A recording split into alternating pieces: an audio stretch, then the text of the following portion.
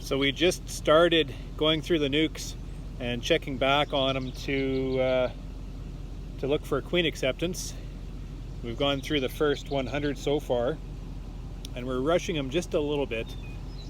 What we're finding is, well, we did 50 that first day, and if you'll remember, it was getting really cold that night, and I was afraid I didn't have enough bees because the colonies had really stretched themselves out, reared a lot of brood, kind of pressed the boundaries on how much that nest could actually maintain with so few bees. So when we took off the split, I just felt we didn't have a lot of bee coverage on those brood combs.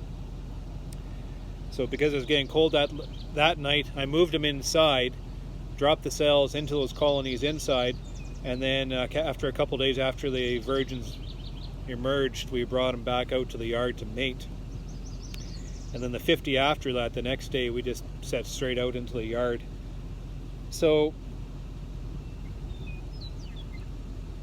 what is going on?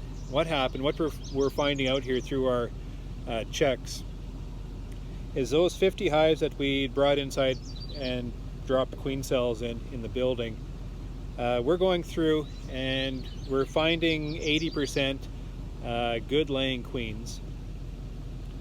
5% are outright shakeouts because of drift issues or whatever happened. The queen never made it back.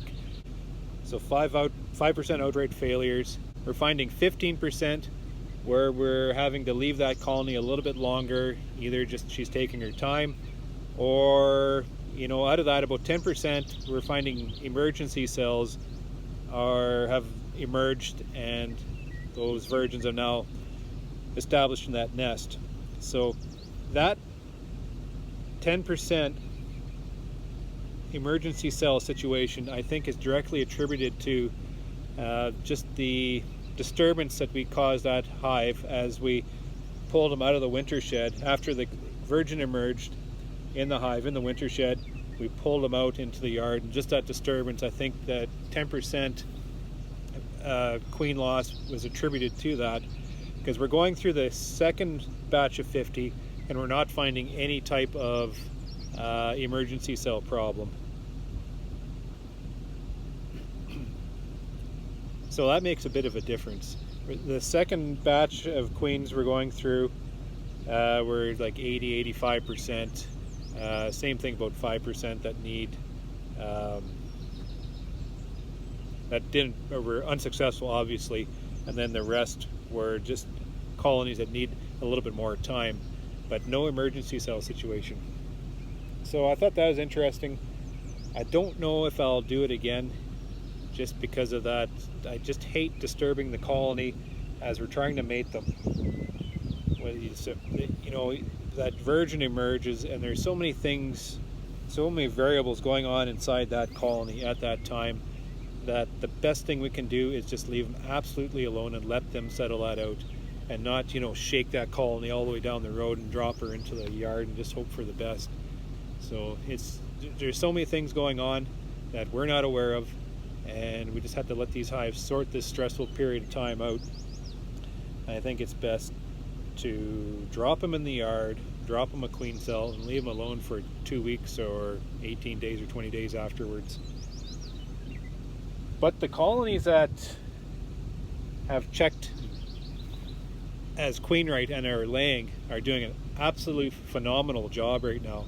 It's quite exciting. Carrie's going through. We're seeing patches of, well, they've just come online, so there's eggs, like a frame and a half of eggs, and any colony that's 4 or 5 days laying, we're starting to see the development of that brood nest, and it is just full of jelly. It is, pull the frame and it's pretty much glistening white in front of you. It's quite exciting. These bees are motivated to reestablish that nest and to drive forward. So we're going to give these nukes, it's going to take them roughly 2.5, 3 weeks now to get through the first round brood cycle. We're going to get them into that second one where she's going to start laying that second round of brood, and at that time we're going to think about boxing these guys up, give them a little more space. So we're looking into July, probably after we get through the whole apiary,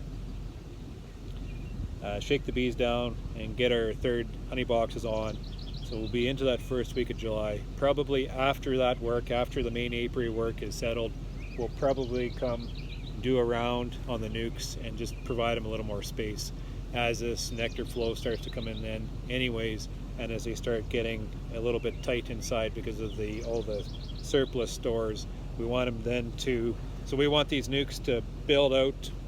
We want that inflow of nectar to start coming in and just kind of pressure that nest just a little bit, not a lot because we don't want them to swarm, but just pressure it a little bit. So then when we put the space on top, they just take it all and put it up top and provide it to us as a honey crop. So that's what we're going to do. This is what we're kind of finding.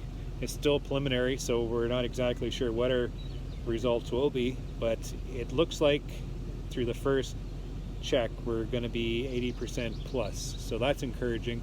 I can live with that. We've grafted more cells, so some of these failures, we're not going to waste the effort that we put into those nukes. Those bees, a lot of them are emerging, they're young, and they could take a queen cell as a backup plan if we have to. So if we do 10% that way, that just puts us pretty late in the honey flow as we check back on them.